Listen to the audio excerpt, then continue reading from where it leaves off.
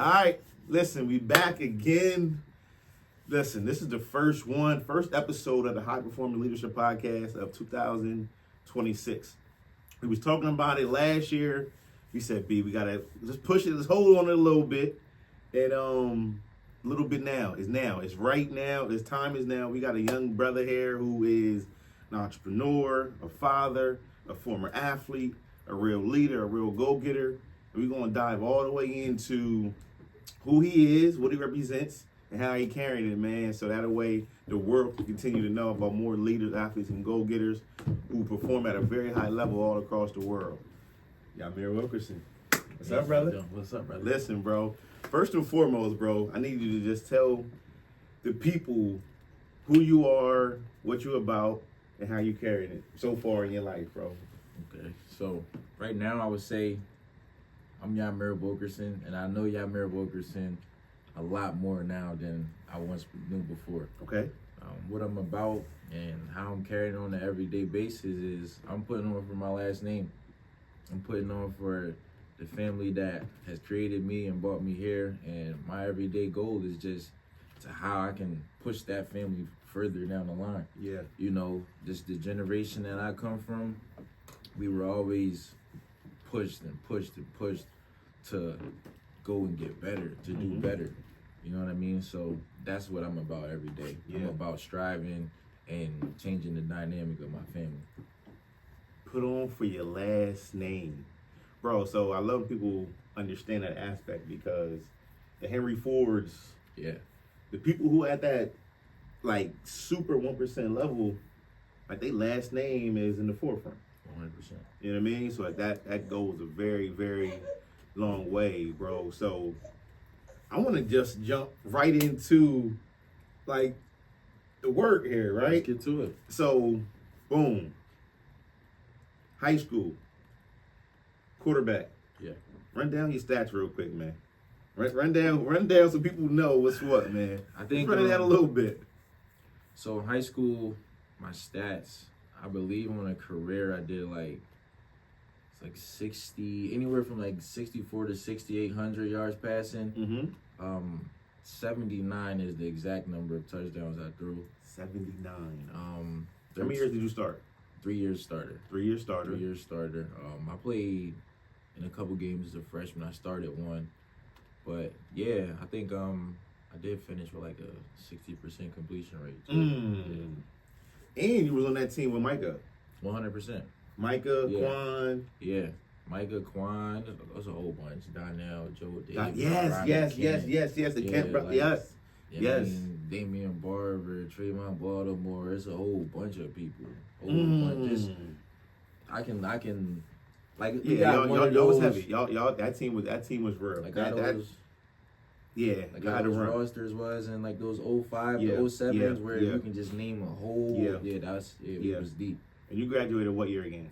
2018. 18. Yeah. Okay, a couple years out. Yeah. Bro, so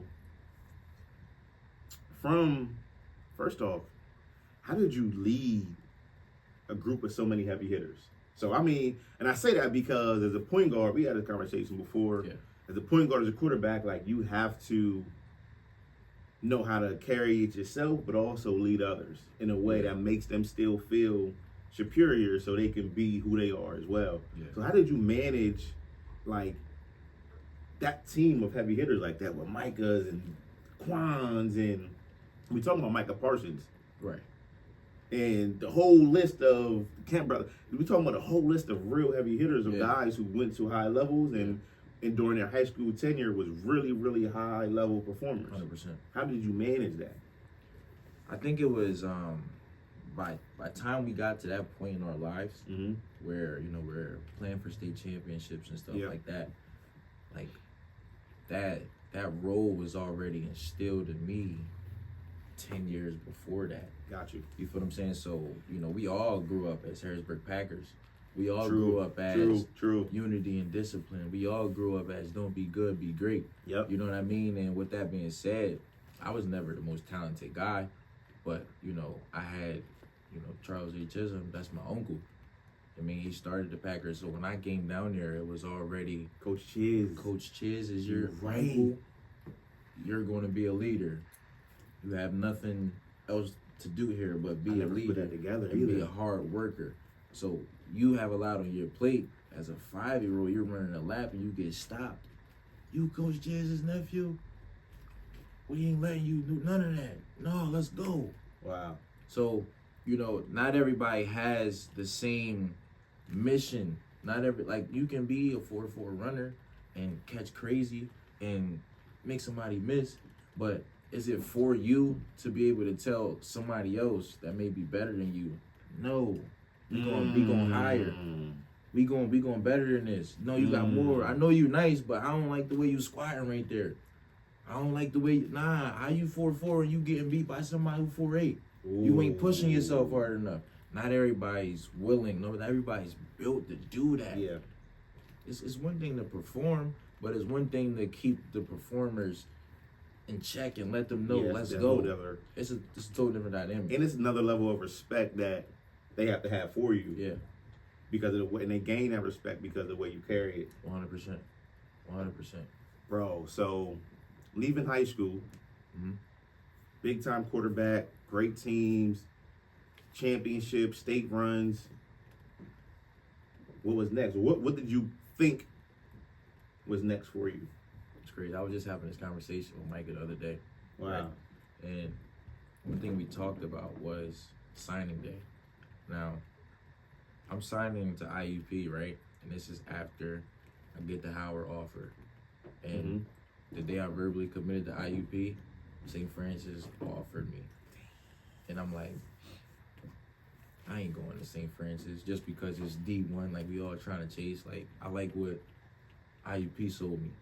Dang. So, when you talk about after college, you know, it was pretty much like, all right, shooting for D1. Right. I ain't get D1. Right. I ain't going to the league no more. So that was your thought? That's my thought. I'm telling you exactly what I'm thinking. As I look down the table, I'm seeing everybody else going to college. I'm like, league, scratched. I'm about to go up here. I'm already cutting hair in high school. Yeah, you was already doing. Yep. You feel what I'm saying? So I'm like, I'm about to go up there, get my hand real sharp, and I'm about to try to win the Harlan Hill D2 Heisman. Yeah. I thought it was going to be super easy and super sweet and a piece of cake because I didn't think I was supposed to be there. Yeah. So when I got there, it was a totally like a brutal awakening. Wow. You feel what I'm saying? Like everything that I got sold in the recruiting process. Hey man, we just went to the national championship semifinals and we don't even have a backup quarterback. You're gonna come in and you're gonna be the guy next to our guy. Wow. Sold a dream. Sold me a dream. And it's okay. I can live with it. You feel what I'm saying? I know how much that process made me grow. You know what I mean? So when I get there and they calling out twos, it's me and another guy, you know, and guy's nice. You know, he just won a state championship out in Ohio. He was a freshman too? We both came in the same class. Okay. We both came in the same class. I believe it was like a history with my head coach and his dad or something like that. So calling out twos, you next to somebody that's your competition, I'm trying to see where your heart's at first. So I run out there before him. They turned me around. The coaches did. Nah, go back. This is the first day. No, go back. Come on, Javon. So I'm like, oh, it might be. Oh, it's a different system. We come from Harrisburg. You know, we checking the heart first. Yeah. You a point guard? I'm a point guard too. Yeah. No, I gotta get out there, but you gotta come show me something. Yeah. So when he stood 2 toes on the line and I'm 10 yards down and he's still there, and I get turned around and I look, and I'm like, all right. Wow. All right. Wow. So I was predetermined, red shirt, when I got the IUP. And wow, I never knew that. Predetermined. So it was like, you know, like the process of me being a quarterback after high school was very humbling experience because like I couldn't beat me. I couldn't beat me, you know what I mean? So it was like I get there and I'm not gonna ever tell this story like I didn't have my shortcomings. Yeah. Because I did. Like one thing that I can say is I wasn't as crisp of a passer when I got there because I didn't have a quarterback coach. I'm only working out with Lance. I'm working out with Jawan. I'm getting in shape. I'm in shape, but not the. You see my mechanics. Yeah. He was a little bit more. Yeah. For sure, I can admit that. But it was just the initial part that was like, damn, I'm already chosen to be the. All right, cool. You know what I mean? So I can say that like my college experience being a quarterback was similar to that the whole way through, even when I got to Westchester. Yeah, I was about to say Westchester was next. You know what I mean? Like, and again, the year at IUP, I got so nice. By being a scout team quarterback. I got so nice. So you telling me your preparation was the key, even during the humbling experience and having to weather through that storm. Come on. I got so nice. This is how nice I got. Like, but that adversity, see, this is where I was saying earlier, bro. Like, these conversations get real because that was the part that I didn't know, but that's the part that I stand on about how adversity is supposed to make you, not break you. 100%. The real ones, though. 100%. The real ones, the adversity that you got to go through, you don't just go through it. You, like, got to find a way to grow through it. Got to. So you telling me now that sold a dream, predetermined red shirt, but during that year of that red shirt was your preparation year to get even sharper than you ever been. Ever. I learned so much from being a scout team quarterback. Like, you got to literally think about it. Again, I'm playing on a nationally ranked team. There's all type of Division I transfers here. Like, yeah, IUP like that though. It's super like it's flooded with talent. Yeah. So I'm looking at these guys every day like, this is my game. Like, I can't play.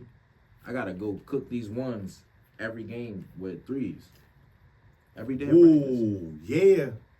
And I'm doing that. Because when like, I got a lot of film, and when I get to my exit meeting, the coach is like, listen, we don't want you to leave, but if you do want to leave, just know we ain't transferring you to the west side of the PSAC. We're not playing against you like that. He told you that? This is what I'm getting told. This is what I'm getting told, as I'm also being told I'm just not ready. None of y'all are ready to be the starter for this next season coming up. We're taking a 6-year senior out of Ohio University. Y'all don't have no room to compete. It's over. So you're not ready, but we ain't letting you transfer to have to compete against you either. Correct. College is a dynamic place. Wow. Okay, so Westchester, boom, you end up getting through. Yeah. Westchester, I get there. Another, touchy situation. You know what I mean? Like, I get there and they're telling me, we like, your strong arm and how you can hit the seams. I think, the passing concepts we love here, you can hit and ease. Okay, cool. I see the film that they're showing me where I can fit in. There's a role we want you to use as a runner. You get in, you have a package, you get like 3 plays in a row, blah, blah, blah. I'm like, all right, cool. Jalik and Trael's up here too from the Hannah? Yeah. That's my cousin, Jalik? Yep. All right, I'm a little bit more comfortable, you feel what I'm saying? So I end up doing that, and I do exactly what they tell me I'm going to do. So now I'm feeling a lot better because what they sold me, I'm experiencing in real life time. I do have my own package. I am getting in and I'm running the ball. I didn't throw the ball as much as I thought I would be, but my role was exactly what they told me. We ended up making a playoff run, and then guess what happens? COVID hits. 2 years in a row, I'm off. In the middle of me being the best football player I ever been. Wow. I'm in the best shape. I'm passing now. I was up in Pittsburgh training with a guy named Greg McGee. He got me so nice. COVID hit. Wow. So I'm getting told that, like, throughout the course of the season, I'm doing so well in my role. The OGs in the locker room is they clinging on to me like, oh, I like this young boy. And then COVID hits. 2 years gone. Come back, and I'm gonna be honest, I'm a totally different person. Yeah. Like, at the end of the day, we come from Harrisburg, you know what I'm saying? And there's not really many options, routes that we can see, you feel what I'm saying? What to do. All I know is this. I'm 19 years old now. I've been providing for myself since I was 16, cutting hair. You know, I don't really need to ask for nothing. Yeah. 2 years off, we don't know when the world's gonna open back up. Yeah. I'm gonna put all my effort into chasing this dollar down because what else is there to do? You know what I mean? Then 2 years go past. I'm living young in turn. I'm having a ball, providing for myself. Now it's time to hit that switch to lock back in as a football player. Wasn't the same for nobody. Nobody on the roster. You know, those that came out on top. Of course, there is a totem pole, but that was your pivot for sure. With the pivot during COVID happening, Switch is there, full blown, or really like locked into cutting. With that cutting experience, what did you learn from being a QB and a leader of that, and during that light to now, like fully locking into being a barber? I know you were still moving and shaking during the football, but exactly, what type of morals, values, characteristics did you have to learn? Well, that you did learn through football, that you carried over through like entrepreneurship, that like really locking into it. Yeah, so I would say when you talk about football, what it taught me, morals, values, principles. You know, a lot of my life I was coached by my father. Got you. And you know, he didn't coach me no different than he coached the next. And you know, as a son to this type of guy, you know, a lot of things that I was getting on the football field, I was also getting back at home. You know, looking at it from a different lens. Big Yosef. Definitely, of course.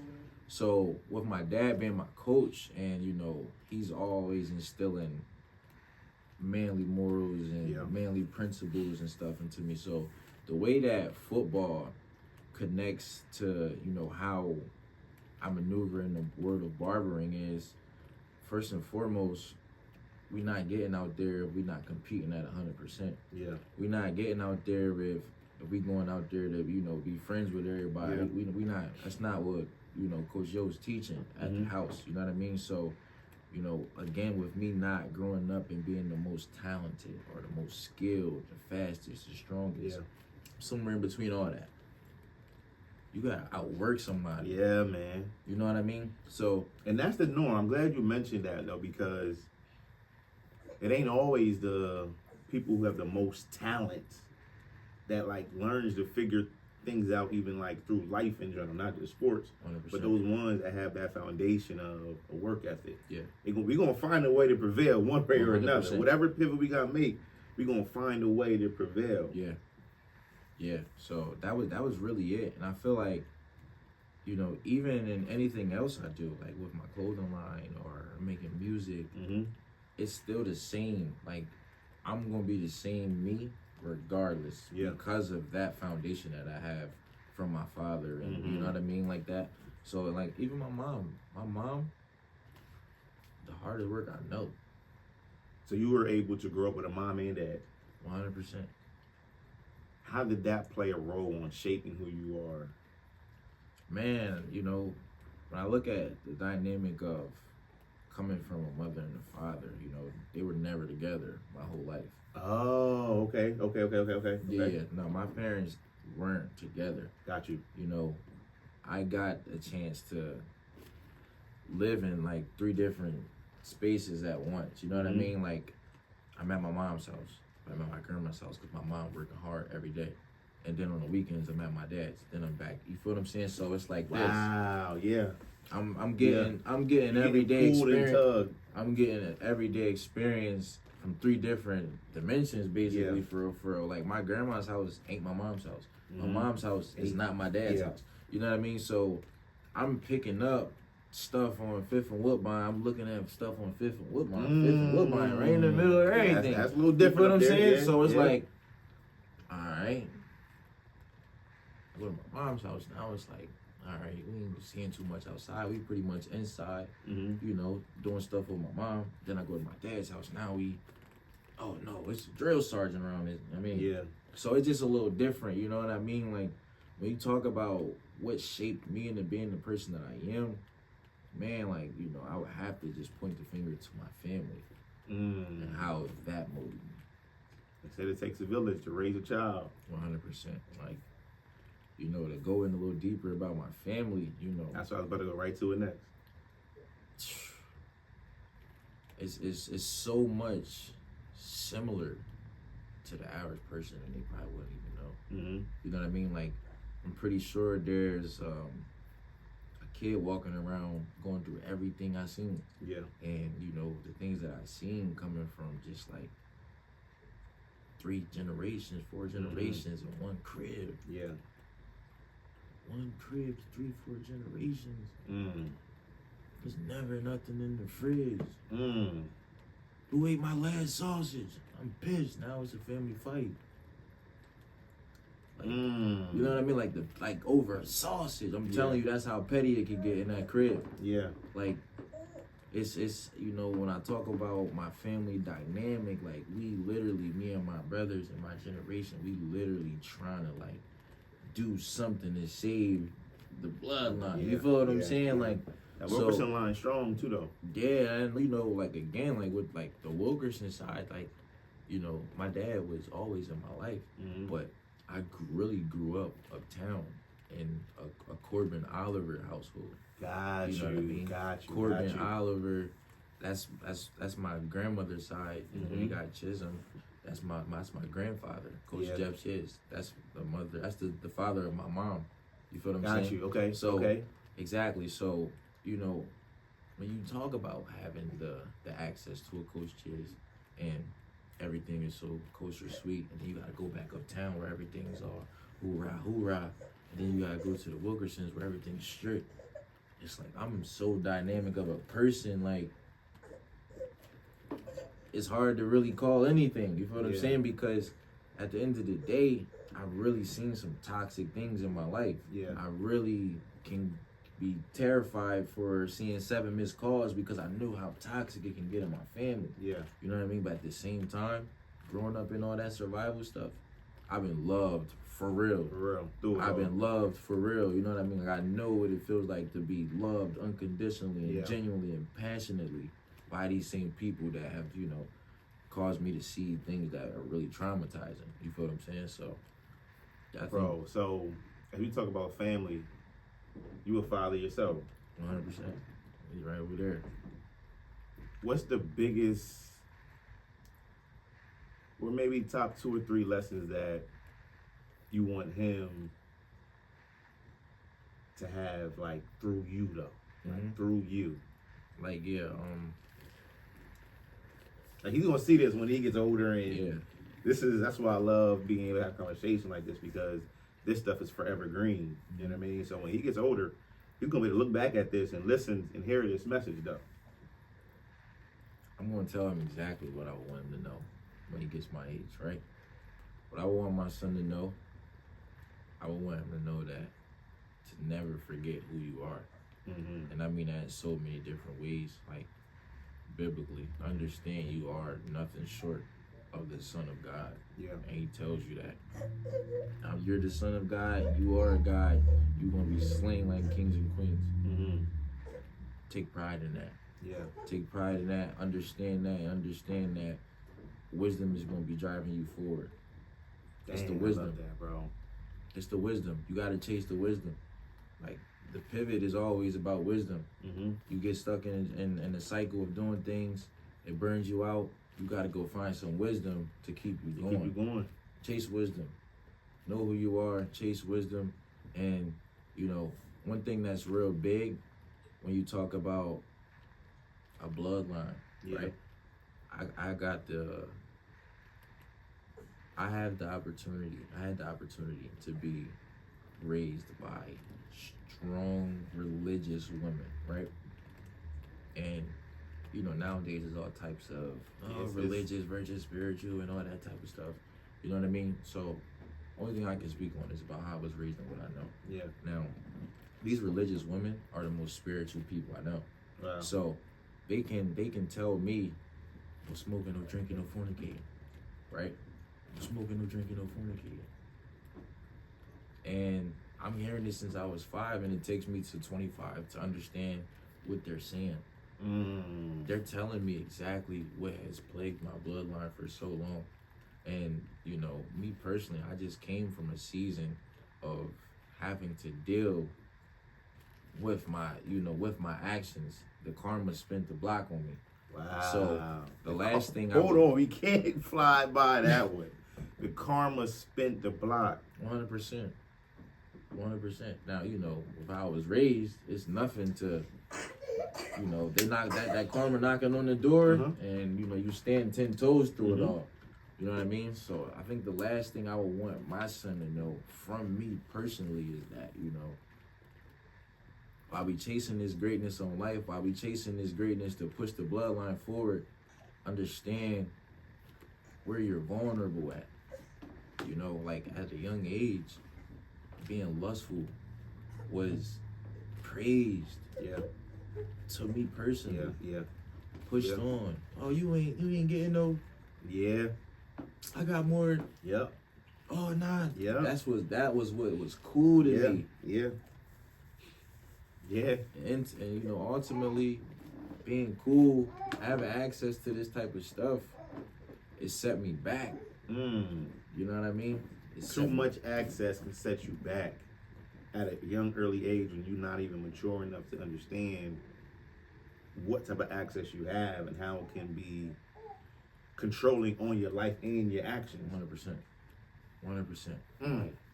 That's something that, like, I think about the village. It's like, you know, we don't come from a place where there's strong families, multiple of them. We don't come from, and that's why it is the way it is. You know what I mean? So when you talk about that and, you know, the mission that I'm on, like, I ultimately almost lost my family. You know what I mean? So it's like, I'm thankful that I'll be able to tell him, yo, like, this happened to me. God bless me. And ever since then, I ain't looked back. Yeah. I'm gonna be happy to tell him. So it'll just be, remember who you are, chase wisdom, and understand where you're vulnerable at. Yeah. You know what I mean? There's the 7 deadly sins. Study that. All of them. I wouldn't even label it down to one. Study all of the 7 deadliest sins, and I think if you overcome those on your day-to-day basis, it'll be nothing short of greatness. Yeah. For sure. That's what I would tell myself. So what do you tell, knowing what you know now, knowing what you had to grow through and build yourself through, what do you tell,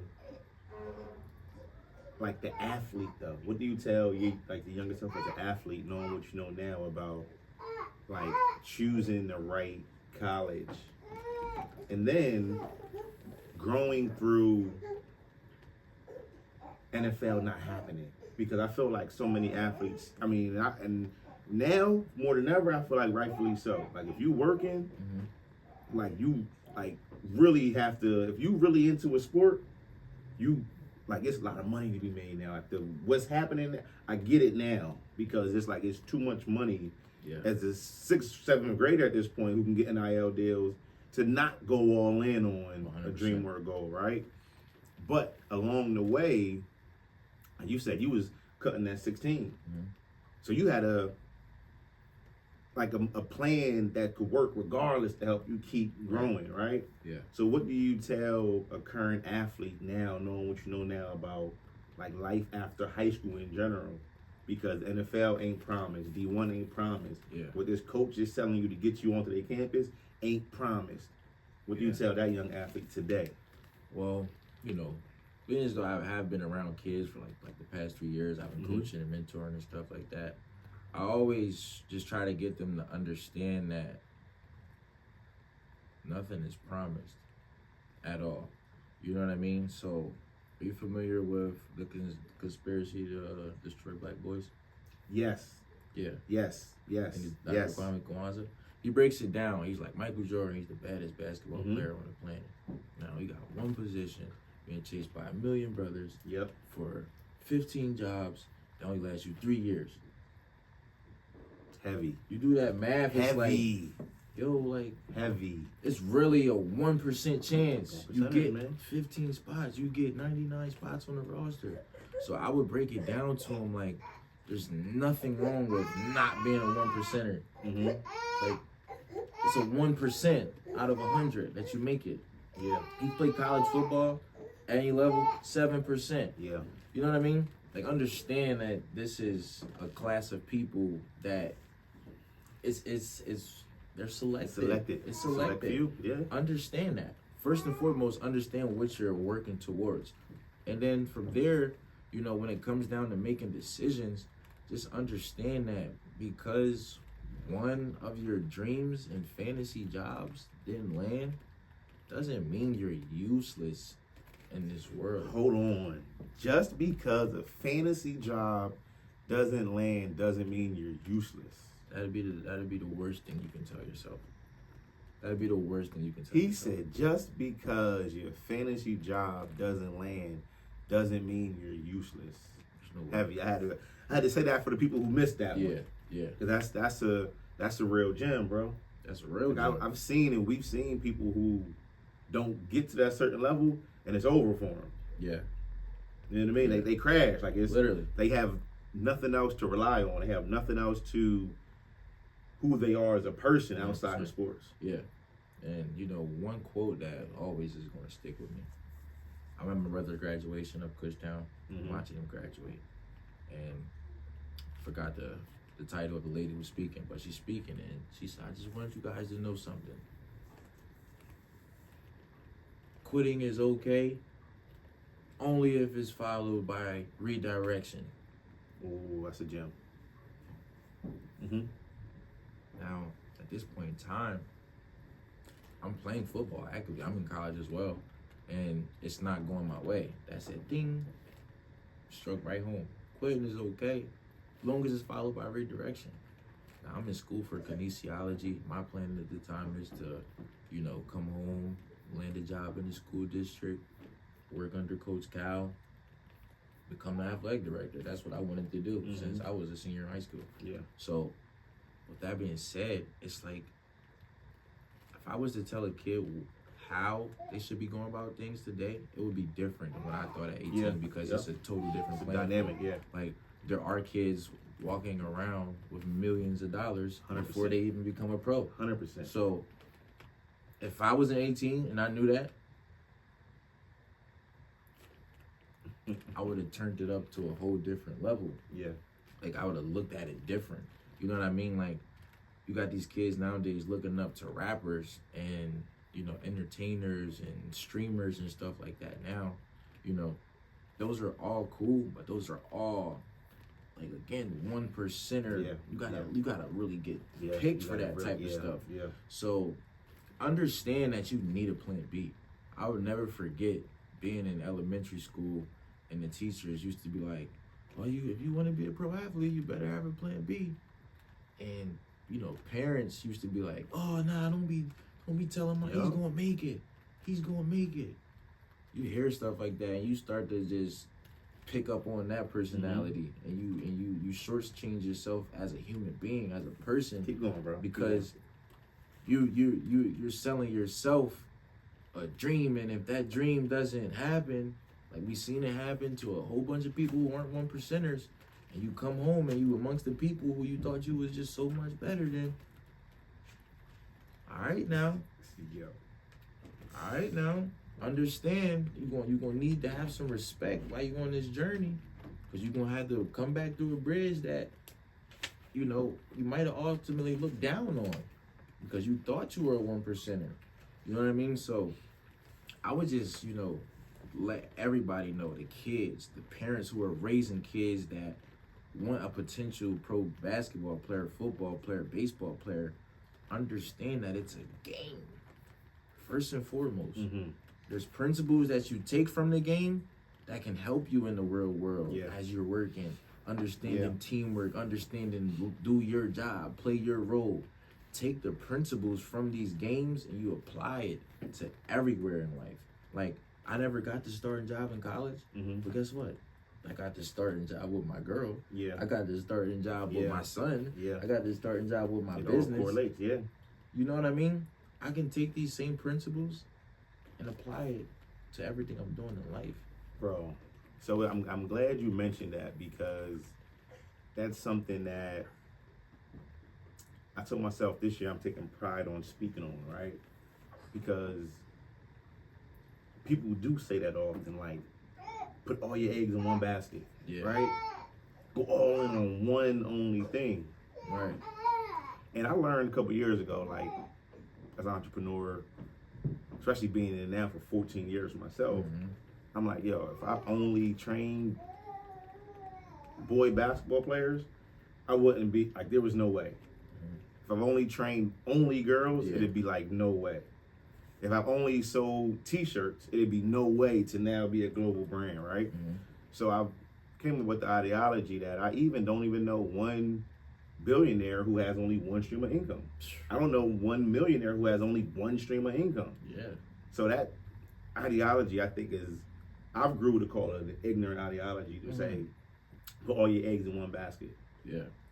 Right? And then when I was young, bro, my dad used to always say, always have backup plans. Have the ultimate goal, but have backup plans that correlate with your ultimate goal, right? 100%.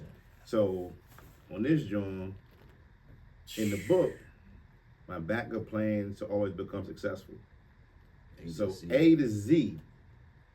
My dad was so heavy on like a lot of small principles, like parts of speech, how many letters in the alphabet, the Lord's Prayer, like a lot of small, intricate details, right? So I had to add this into the book, in the last page of the book almost, so that as you being motivated, I'm going to become the next president or athlete or doctor or whatever the case may be. What else correlates with that's heavy being that biggest doctor, greatest doctor in the world? What else is in alignment with that? You need that. Everybody needs that. Bro, so this is plan A. Yes. NBA. That was for me, right? Right. I'm right now on like plan J and K because athletic director was in line, coach was in line, NBA trainer was in line. Yes. Full-time entrepreneur is close to was like my J and K-ish. But I got plans all the way down to Z. I said, if I get to Z, I just ain't doing something right. You know what I mean? If you get to Z, you just ain't doing something right. Yeah. But my ultimate goal, and why I still work the way I work, why I've been able to be so consistent, the ultimate goal was always that. Yeah. You get like that. But you had to grow through and make pivots, as you had mentioned. Yeah. So this is the no quitting part for me, like that lady said. But the redirection is here as well. That's the letters. That's the letters. That's the letters. Bro. You know, Yahmir got this quote in his song, right? And he says, everybody's always talking about where they want to be and why they ain't get there yet. He said, there's two answers every time. Either you ain't going hard enough, or it just ain't your time yet. Ain't your time yet. It's that simple, bro. You know what I mean? That's the realest thing, man. And you learning it through from being an entrepreneur, from being an athlete, from being a father, from being who you are continuing to become and learning more every single day. Next part I want to holler at you about was the brand, bro. Yeah. How did it get started? When did it get started? What's the message behind it? And like, I needed some information about what was happening, man. So, what was the inspiration, the name, the branding? Like, I got you. Let's dive in. RUSE Apparel, man. RUSE Apparel. We're going live this week too. We're dropping. Whole catalog is nasty. I can't wait to drop. I've been seeing some behind the scenes stuff. It's gonna be nasty. So RUSE Apparel. I'll be seeing it. We'll also add it to the link. We'll add all the contact information and everything to it too. For sure. So it started off mentally in high school. Like, my brand is Crafty Cuts. Hold on, time out. I gotta go back and find a picture. Bro, you, Micah, I think Quan, some of the first group of that tenure of major prep. Yeah. So like these high school players now wearing it was y'all was like especially football. Like y'all was the first ones in it. Yeah. Like y'all got the shirts hanging. Nah, for sure. Yeah. Y'all like that first that first tenure of guys who. No, I'm looking like that's why I walked in and said, "No, you age ain't playing." Because I know where you start. I know where it was when I was 18 years old. So growing up, the guys I was with, we're anywhere from 5 to 10 deep, depending on the occasion. Yeah. Like you were saying earlier, of guys though. Like, yeah. You know what I mean? So we grew up on my crafty, and the way I tied it into the brand, you know, switching it to French so I can have like a little ting to it. When you hear it, bing, RUSE apparel. And RUSE apparel, all it is just achieving in style. We take the definition we take like the definition of crafty, which is being clever, being, you know, artsy, crafty, and stuff like that. We just took the definitions together, combined it, and RUSE apparel is achieving in style by any means. I like that. That's the slogan. I like that. Yeah. I like that. So you said so this is how many years? I started RUSE in 2018, 2019. 2019 was the first time I invested.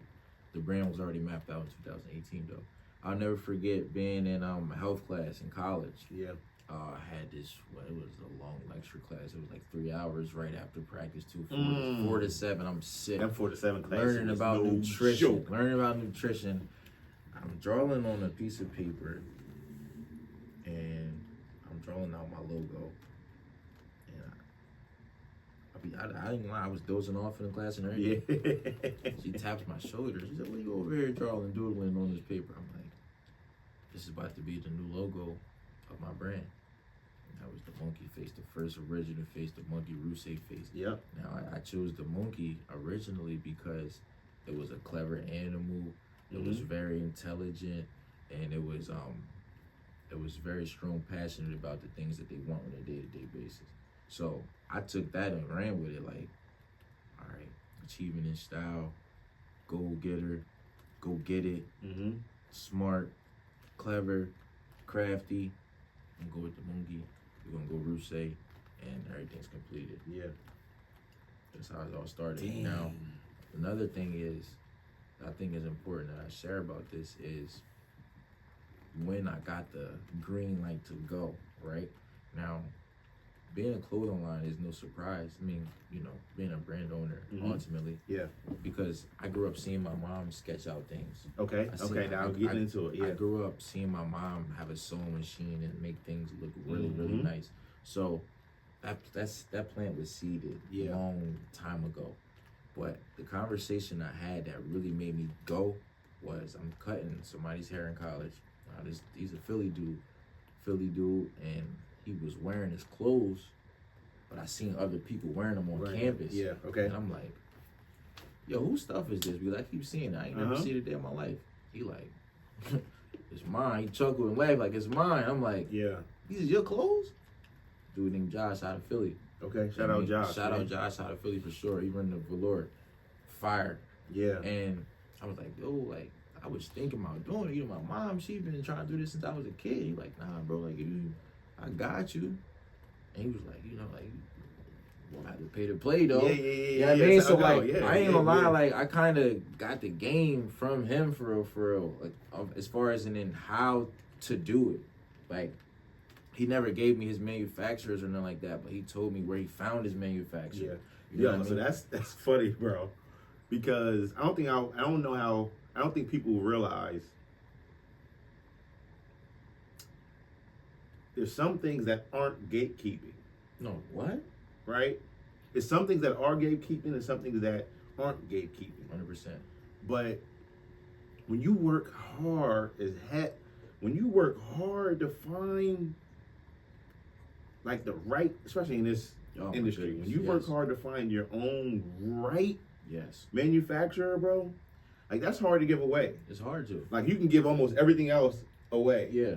But when you find that person, bro, that's because you got to think about how much money you lost trying to find the right work.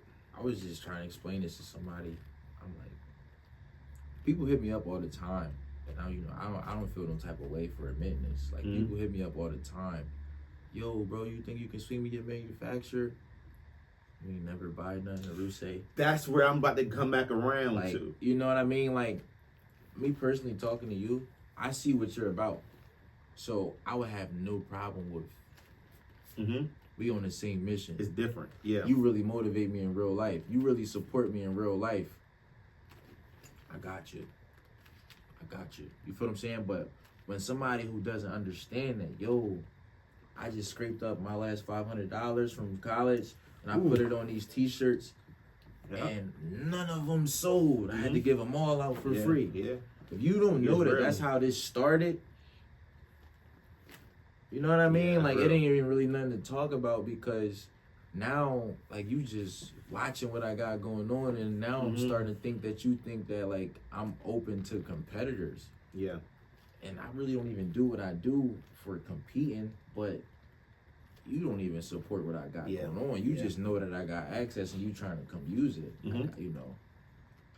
I don't know any game that works like that. Bro, no game works like that. But that's what I mean about, like, it's something it's not gatekeeping when you work that hard to 100%. find that, and you invested your own 100%. to find that, have to go through Yes. to find that. But it's not like I'll call what's not gatekeeping is, all right, this is how you post. This is how you try to find your algorithm. This is how you try to find your marketing. Like, that stuff, I will gladly give away. 100%. But my manufacturer, that's like asking to sleep with my lady or something, or like, that's a real serious partnership. That's serious. Like, that's a real deal situation. Seriously. Like, up 3, 4 in the morning on video calls or using WhatsApps and that's a different relationship that you get built. That part's hard to give away. So that's not gatekeeping at all. So the brand now, a few years in, new collection dropping. What's the can they get a sneak peek of what it's called? Okay, we didn't name the collection. Okay, we did name the collection. We named the pieces though. Got you. And you know, we have velour sets on the way. We got 90s themed swishy sweatsuits. We got more of a modern theme, oversized double hood, few t-shirts, some jeans, shoes, leather jackets, puffer coats, full body coats. It's one of them ones. It's one of them ones. It's a whole collection. I love that, bro. It's a whole collection. I love the growth of that. So I want to go, as we on the back, and I want to go into a few years in now, right? But I love the power of preparation and manifestation. So that now, what would you tell your future self of what you're going to accomplish? Say in the next, you what, how old? You 26. 26. Yeah. So say, let's go by 40, another 14 years into life, so as I say that, bro, like you understand this, and the world about to understand this thought process I've had now, right? So, bro, I gotta stay patient with this, because I think the only person I really talked to about this was Joanne, and I think my mom and my brother Garrett. But when this first started, bro, in 2012, like, I was so big on the future when I started. I used to pray every day, God, by 40, let this, that, and the third happen, right? By 40. And every time, and I'm saying this we'll come back for you, right? I'm saying this that as often as I thought I was ready for, like, a big blow that's, like, about to happen,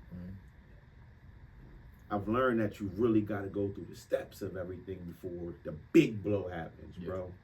Because not only in just entrepreneurship, but in life, it's like, you got to take the steps, bro, because you got to be careful for every step when you're growing. 100%.